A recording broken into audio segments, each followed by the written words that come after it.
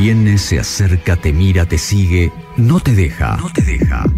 Es información, es actualidad, es opinión, es noticia.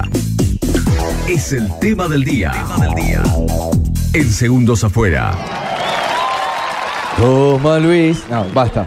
Tema del día. Vamos a hablar de las medidas de gobierno, medidas que se van a anunciar que, a ver, primeramente, y para decirlo de esta manera, es rara la forma en que las van a imponer, que es a través de un decreto de necesidad y urgencia, que es un poder que tiene el presidente de la nación. Después puede haber, como decía hoy Pacho más temprano, se puede judicializar esto, se puede retrasar y demás, pero bueno, es una batería de medidas que el gobierno pretende imponer a la sociedad. Esto se va a anunciar hoy a las 9 de la noche finalmente, ¿no? Exactamente, sí. Me saluda a la gente que se sumó después del pase. Sí, en principio se va a anunciar hoy a las 9 de la noche, monitoreando un poco lo que suceda con la movilización del día de hoy. Recordemos que todo el paquete de medidas empezó con las medidas de emergencia comunicadas por el ministro de Economía, Luis Caputo, que eso generó un impacto y esto que se va a dar a conocer en el día de hoy de alguna manera complementa eso. ¿Cuál es el inconveniente que se está leyendo con este decreto de necesidad de urgencia? Que esta potestad que tiene el Ejecutivo Nacional, como bien decías, en general debe ser más bien medido, debe ser cuidado. ¿Para qué? Para no dejar de lado el Poder Legislativo, para no... Voy a decir algo un poco fuerte, no es que suceda así, para no cerrar el Congreso, ¿no? Para no hacer de cuenta que el Congreso no está. Está bien, el decreto de necesidad de urgencia... Se utiliza mucho, creo yo, en cuestiones de emergencia. A ver, durante la pandemia se gobernó con DNU. Bueno, está en una situación de emergencia. El presidente entendió que estábamos en una necesidad. Dijo, se quedan todos encerrados, por más que él no haya hecho caso, pero dijo, se quedan todos encerrados y lo tiene... A ver, no había tiempo para que el Poder Legislativo lo analice, de hecho no estaban sesionando. Exacto. Entonces, en situaciones extremas como esa, se utiliza el DNU. Así es que funciona. Cuando vos haces reformas estructurales de distintos rubros de la operatividad del Ejecutivo, bueno, ahí es donde se pone en tela de juicio y dice por qué se hace a través de este medio y no se utiliza el Congreso para debatir, porque ahí están representadas todas las fuerzas, ¿no? Es un poco la representación directa de la ciudadanía, el Congreso de la Nación. Y esto corre por mi cuenta. Además de la molestia de la oposición, digamos que justamente puede no estar de acuerdo con varias de las medidas que quiere adoptar Javier Milei, la otra es también que tienen que justificar su sueldo, porque ¿para qué van a cobrar una dieta extrema, que es lo que gana un diputado, lo que gana un senador, y ustedes lo saben bien porque ha sido publicado, si no es discutiendo las cosas que hay que aprobar o que no? Si viene un presidente y lo aprueba a través de un DNU, medio lo deja pintados, hablando en una charla de cafetín, y no pueden justificar su sueldo y hacer 4 o 5 sesiones extraordinarias durante el verano para que la gente diga, uy, cómo trabaja el Poder Legislativo. Bueno, de hecho... Eso corrió por mi cuenta. Bien, perfecto. Bueno, para clarificar un poco más toda esta situación y hablar desde las medidas de emergencia que dio a conocer Luis Caputo hace algún tiempo atrás, está conectado al otro lado de la línea telefónica Esteban Lafuente, economista del Diario de la Nación, y para nosotros medio nuestro gurú de la economía, ¿no? Esto es medio un off hecho. Queremos ir a pasar las fiestas con él y charlar. Esteban, bienvenido al aire de Estación K2 en Necochea nuevamente. Acá estamos Raúl, Pacho y Adrián para saludarte. ¿Cómo estás? ¿Todo bien? Hola amigos, ¿cómo andan? ¿Todo bien ustedes por allá? Bien, muy bien. Todo lo bien que se puede estar en este momento, la verdad, es lo que podemos decir. ¿Con quién pasa las fiestas, Esteban Lafuente? Le pregunto, a ver si nos podemos sumar a esa mesa. No, en familia, en el pueblo de mi familia en Ameguino, cerca de provincia de Buenos Aires. Mirá. Para el oeste, así que nos vamos para allá. Ok, ¿y se habla un poco de política, economía en esa mesa o no? Ya... Y hasta que cansa, después de un rato ya está. Hasta que cansa. Relajemos un poco. Claro, ya está, ya descorchamos el segundo vino. Esteban, pará un poco, por favor. Pero claro, señor, por favor. Bueno, en relación a las medidas económicas adoptadas hasta ahora por el actual gobierno, entiendo yo a partir del paquete de emergencia, ¿no?, que dio a conocer Caputo, ¿qué lectura podés hacer o qué lectura hiciste? ¿Qué es lo más importante que tendremos que saber? Y la cuestión central es que finalmente el gobierno avanzó con el plan de ajuste que había anunciado, con algunas particularidades, porque finalmente ¿se acuerdan cuando Milei decía antes de subir impuestos o crear impuestos me corto un brazo? Sí. Bueno, eso no pasó porque de hecho la mayor parte del ajuste... ¿Qué no pasó? ¿No se cortó el brazo o no subió los impuestos? No se cortó el brazo y de hecho aumentó impuestos porque tanto para las importaciones como para las exportaciones hubo suba de impuestos anunciada, hay que ver después cómo se termina eso implementando, pero parte del ajuste tiene que ver con subir impuestos a los que exportan, toda esa conjunción de medidas. Por otro lado, hubo ajustes importantes anunciados a quita de subsidios, y hay que ver, en enero se va a hacer la primera audiencia pública para aumentar las tarifas del gas, que aumentarían mensualmente, que termina siendo una cuestión donde el ajuste no lo paga, como decía el gobierno, la casta, sino los ciudadanos, en definitiva, con aumentos en las tarifas, aumentos en los precios. Subió el dólar más del 100%, está en 800 pesos, y en ese contexto lo que estamos viendo de cortísimo plazo es un aumento brutal de la inflación, con aumentos en productos que lo vemos a diario, cualquiera que vaya al supermercado, al almacén, al kiosco, lo está viendo, con remarcaciones que van del 40 al 50%, se estima que la inflación en diciembre y en enero va a estar por encima del 20 o 25%, entonces, de corto plazo lo que estamos viendo en este planteo es un ajuste muy importante de la inflación que paga directo en el bolsillo de los ciudadanos, donde también hay un punto que hay que plantearlo. Milei decía en campaña y después cuando ya había sido electo que hay que ajustar algunos precios que estaban desacomodados. Es cierto, movió el tipo de cambio, movió el dólar que estaba en 380, 400 y quedó en 800, pero después, por lo menos en el área metropolitana que en Buenos Aires y en muchos otros lugares, el transporte no se movió, las tarifas de los servicios públicos no se movieron y estamos viendo un brutal impacto en la inflación, entonces esa cuenta todavía está pendiente y es una interrogante, bueno, ¿cómo va a resistir el bolsillo de quienes terminen de pagarlo cuando el gobierno disponga a avanzar con esto? Que decíamos, en enero ya hay una audiencia pública para que se mueva el precio del gas. Hay que ver cómo lo implementan y la gran interrogante es en este plan de ajuste y de reacomodamiento de la economía tan importante, ¿cuál es el margen de resistencia de los bolsillos?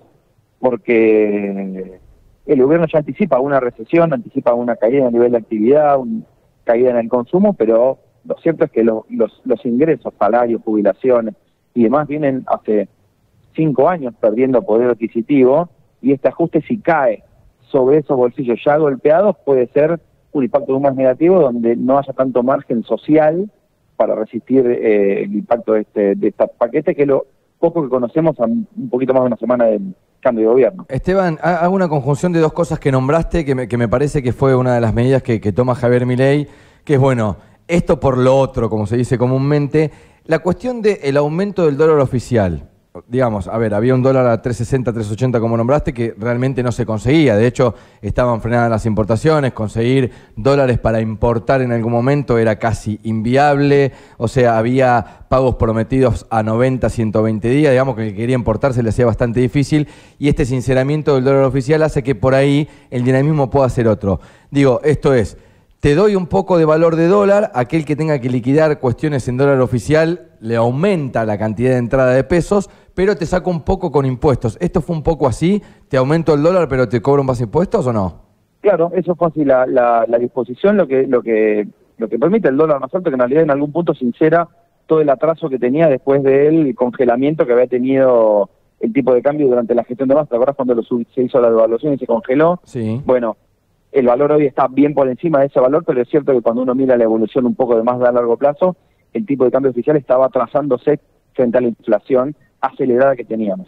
En ese contexto lo que busca el gobierno es un tipo de cambio más alto para que el exportador tenga una ecuación algo mejor para exportar, pero también es cierto que aumentaron las retenciones, entonces hay que ver el número fino cómo queda y al mismo tiempo el importador se encarece el tipo de cambio para importar con un impuesto país que rige para las importaciones, es lo que decíamos antes de que hay un aumento o creación de impuestos, con la promesa de que finalmente se va a liberar el mercado de importaciones para que quien puede importar no tenga que pasar por todo este sistema SIRA que había creado Massa, sí, que era muy restrictivo, muy discrecional y había dado espacio a muchas especulaciones de maniobras no claras o episodios de corrupción por quién era finalmente quien accedía a las divisas después de, como comentan muchísimos importadores, algún tipo de pago de alguna coima o alguna maniobra para facilitar esa importación, que ahí hay otro punto donde también fue polémica en estos días.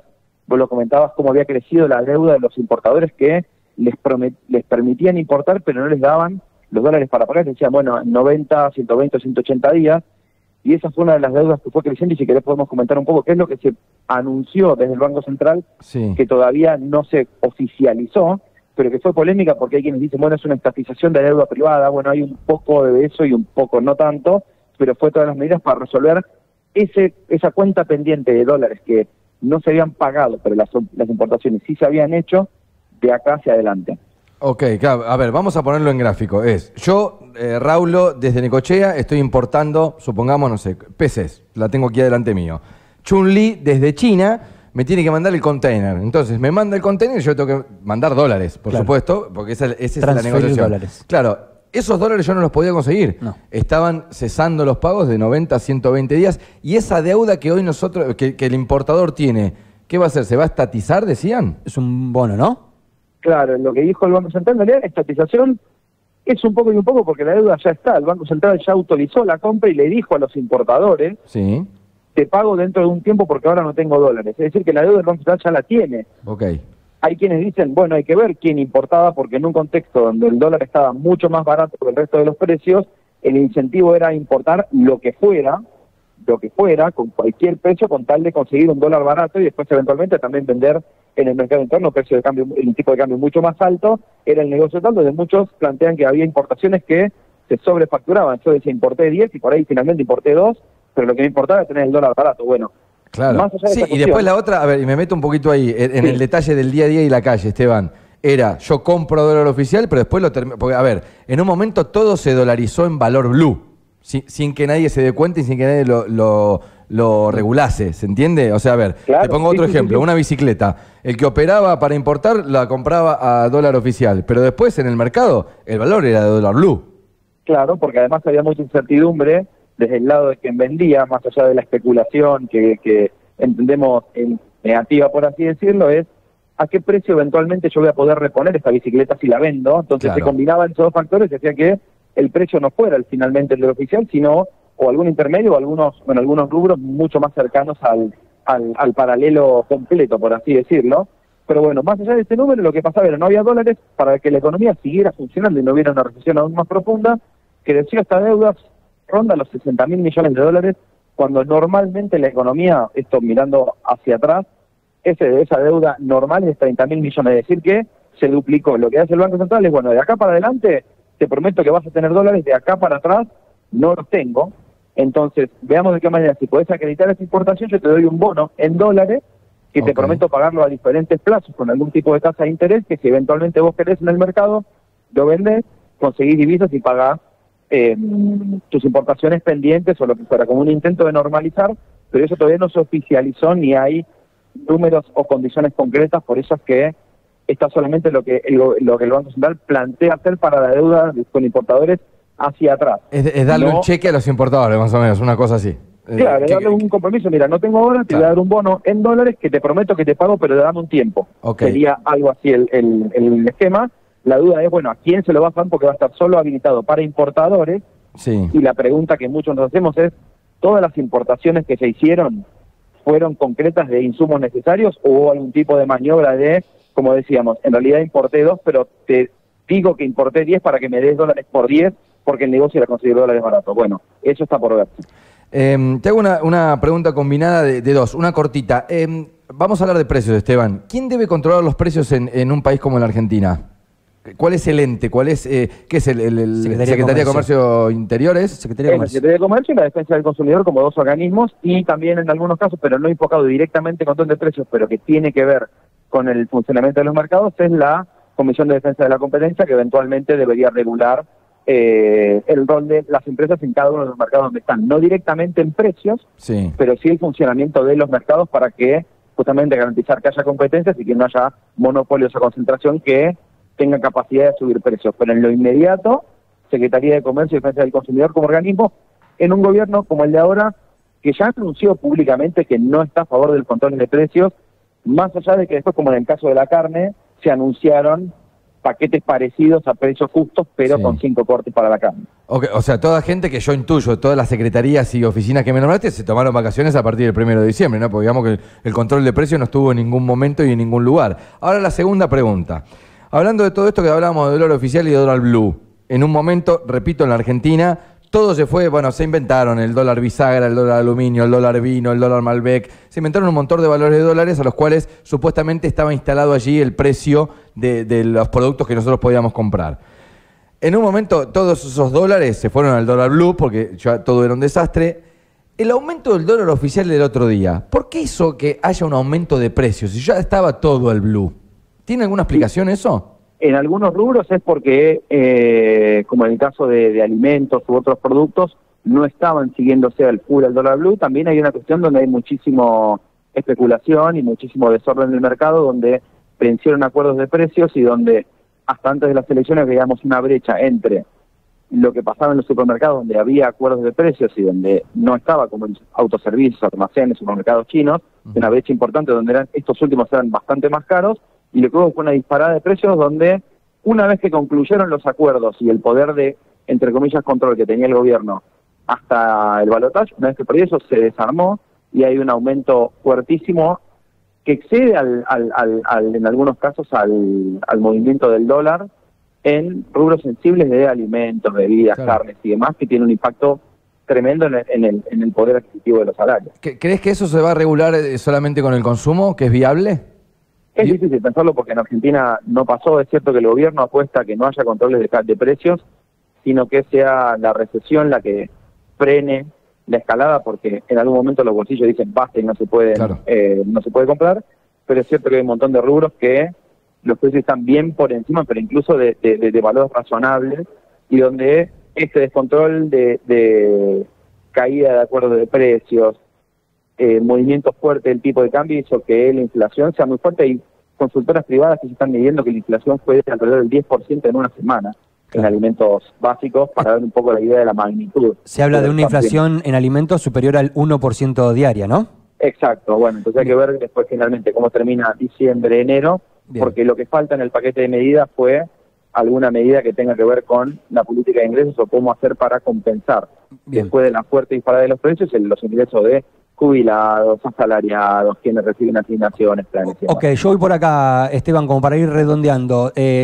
Dijiste que la inflación de diciembre, enero y se entiende hasta febrero también va a rondar entre el 20 y el 25% mensual, ¿sí? En algunos casos incluso se habla de que la inflación del mes de diciembre podría superar el 25% y alcanzar el 30%. Por otro lado, el ministro de Economía, Luis Caputo, dice que en caso de que en ese periodo la inflación supere o alcance el 50%, debería volver a haber un ajuste como este. En las medidas que se están por anunciar en el decreto de necesidad y urgencia, ¿hay algo que sirva para paliar esto? ¿O cómo lees esta nueva incorporación de medidas que se van a hacer a través del decreto en relación con lo que ya se anunció? ¿Es un complemento? ¿Suma? ¿Va a generar más conflicto? ¿Qué lectura haces vos? Todavía no hay ninguna certeza ni ningún número o medida oficial de lo que se vaya a conocer en el decreto, que tiende a resolver cuestiones que tienen que ver con la regulación, mecanismos laborales y toda la apuesta por desregular la economía. Hay otro punto también donde la Constitución dice que no se puede emitir decretos de necesidad de urgencia para temas penales, tributarios, electorales o de partidos políticos, es decir, que todo lo que tenga que ver con impuestos, si quieren bajar impuestos, no se puede hacer por DNU, más allá de lo cuestionable, como comentaban al principio, de modificar leyes o derogar leyes por decreto, que es muy cuestionable en términos jurídicos. En temas de impuestos no se puede hacer, entonces ahí está la negociación. Ayer tuve una reunión Milei con los gobernadores, pensando en esa negociación de que tiene que pasar por el Congreso para eventualmente modificar o bajar impuestos, pero de corto plazo, en términos de inflación o del tipo de cambio, no está previsto de momento, hasta lo que se conoce, nada que tenga que ver con alguna modificación vinculada a dólar o a los precios. Sí, de reformas laborales, ¿no? Exacto, sí, de cambios en los plazos, de indemnizaciones, del marco regulatorio. Lo que apuesta el gobierno desde su visión es a generar una desregulación, un cambio normativo que permita agilizar el mercado de trabajo y tender a la formalización de trabajadores, pero hay que ver finalmente qué efecto concreto tiene y si se sostiene lo que se plantee por decreto, si no es cuestionado judicialmente y se termina aplicando. Ok, esta es la última mía. Vos sos una persona con mucha experiencia en esto y desde el sector libertario se hace mucha hincapié en la cuestión de la oferta y la demanda. ¿Esta norma es taxativa? Digo, ¿sirve siempre para todo? ¿O también hay unas cuestiones inelásticas que pueden contribuir a que no necesariamente la oferta y la demanda funcionen impecablemente bien como se plantea? No, eso es un planteo de muy cuestionado, que sea solamente la oferta y la demanda lo que termina regulando, y donde también se ha visto a lo largo de la historia reciente de Argentina, donde no son solo esas cuestiones las que terminan dirimiendo y donde el Estado tiene su rol de regulador o de asignación de recursos. Es cierto que también en los últimos años esta instancia del Estado regulando o con su presencia en el nivel económico es tal vez en exceso para lo que podría ser el normal funcionamiento de una economía, pero me inclino a pensar que no es ni 100% regulación ni 100% libertad de la oferta y la demanda, sino que hay un camino en el medio, que es lo que hacen muchísimos países a los cuales nos queremos parecer, siento, que el camino está un poco ahí a mitad de camino. La última mía, Esteban, ahora sí te despedimos y te agradecemos siempre el tiempo. Una pequeña teoría personal que quiero saber si compartís. La cuestión de que este ajuste haya venido en tan corto plazo, digo, el plan. Nadie ha leído en esta mesa de trabajo más libros de economía que vos. Digo, ¿hay algo que nos pueda hacer pensar que este ajuste viene ahora para después llegar a tener en algún momento un soñado 2-3% de inflación mensual? ¿Puede ser o no? Es la apuesta del gobierno. Hay quienes dicen que este inicio de medida en corrección o de ajuste del dólar, falta la cuestión de, como decíamos antes, tarifas de servicios públicos y del transporte, es para reacomodar estos precios, lo que llama la distorsión de precios relativos, que eso tiende a ajustarse y que después en algunos meses, después de este shock inflacionario, sí se haga un plan de estabilización que tenga en cuenta otras reformas, que tenga en cuenta políticas de ingresos y demás. Hay que ver, como decíamos al principio, qué pasa con la inflación y si no se espiraliza en un contexto donde los salarios empiezan a reclamar mayor recomposición, o si en algunos meses esto puede atender a... Hay quienes economistas que dicen, sí, después de este shock inicial y una recesión de este año, el país puede rebotar ya pensando en 2025, pero bueno, es muy apresurado, siento, para ver qué resultados tiene, porque lleva menos de 2 semanas el gobierno. Pensar que lo que están intentando hacer Milei y Caputo es forzar una hiperinflación para después dolarizar es una locura, ¿no? Es difícil de pensarlo porque, o por lo menos, si ese es el plan, espero que no sea, porque es muy difícil pensar en una hiperinflación controlada, no existe episodio como tal. Entonces, si ese es el plan, que no creo, espero que no lo sea. Bien. Sí es cierto que en algún punto tiene que y es la parte que falta, que muchos economistas le cuestionan, la cuestión de políticas heterodoxas, como se llaman, políticas de ingresos, algún tipo de sendero de precios salarios para que el bolsillo de los argentinos no tenga este sobreajuste que estamos viendo y que tampoco se espiralice, porque si bien no es un riesgo concreto de cortísimo plazo, tampoco sería, digamos, descabellado pensarlo si no se piensa en cómo alguna compensación baja de corto plazo, exacto. Esteban, te deseamos felices fiestas, te prometemos que hasta el 2024 no te molestamos más, pensamos tomarnos la semana que viene más tranquila, y si llegas a andar por Costa Atlántica en la temporada, te esperamos siempre por Necochea. Siempre, les mando un abrazo y a disposición como siempre. Excelente. Abrazo grande. Un capo. Abrazo. Esteban Lafuente, entonces, un capo. La verdad, me gustó eso. Claramente el que más libro de economía leyó de lo que estamos en la mesa, sin ningún lugar a dudas. Sin ningún lugar a dudas, por eso es que puede llegar a ser alguna Claro. apreciación, digamos, que uno no conozca, o por lo menos dar una afirmación con un poco más de sustento, Sí, ¿no? igual uno cree y siempre miramos toda la economía con mirada positiva y uno va leyendo y se va alimentando. Pero los que estudiaron economía son ellos y digo, che, esto está escrito en algún manual. Alguien, no sé, el señor Caputo, ¿sí? ¿Tendrá alguna teoría que nosotros no conocemos? Claro, bueno, igual lo que se traduce, me parece, de las declaraciones de Esteban es que en general hay mucha incertidumbre incluso dentro de los economistas, ¿no? Como es un plan, ¿cómo decirlo? Hiperortodoxo. Nunca se había implementado jamás un plan hiperortodoxo. En Argentina seguro, no sé en algún lugar. Se habla de Margaret Thatcher cuando asume en el año 79 en el Reino Unido, como para darle... No hay ejemplos. No hay... Después está el otro ejemplo, que por algo está el dicho de malo conocido que bueno por conocer. El malo conocido es un país deficitario hace tantísimos años, sí, ¿no? con los planes este más nivel, o menos repetidos. No, y a este nivel es el excesivo control de precios que demostró que no funcionaba. Ahora, pasamos de un control de precios excesivo que evidentemente no funcionaba a... No controlamos nada, subimos todo y vemos qué pasa. Claro. Entonces algunos ya están extrañando el control de precios. ¿Se entiende? Entonces me parece que lo que se requiere es algo que incluso lo dijo Esteban, algo que vaya medio por el medio. Claro. un poquito de acá, un poquito de acá. Y te medio controlo los precios, pero no te freno la producción porque tenés que generar trabajo. Algo por ahí. Es un Tetris. ¿Es un Tetris complicado? No voy a ser presidente. ¿Viste cuando se Lo habla...? había pensado y me parece que no. ¿Viste cuando se habla me de dijo Juan ayer, ¿por qué no sos presidente? Cuando se habla de la botonera del Estado, uno dice, ¿cuántos botones tiene? Bueno, ahí tenés más o menos Un montón. algunos de los muchos botones que tiene la botonera del Estado reflejados en esta charla con Esteban Lafuente. Voy a brindar por vos. Muchas gracias. Pasó el tema del día.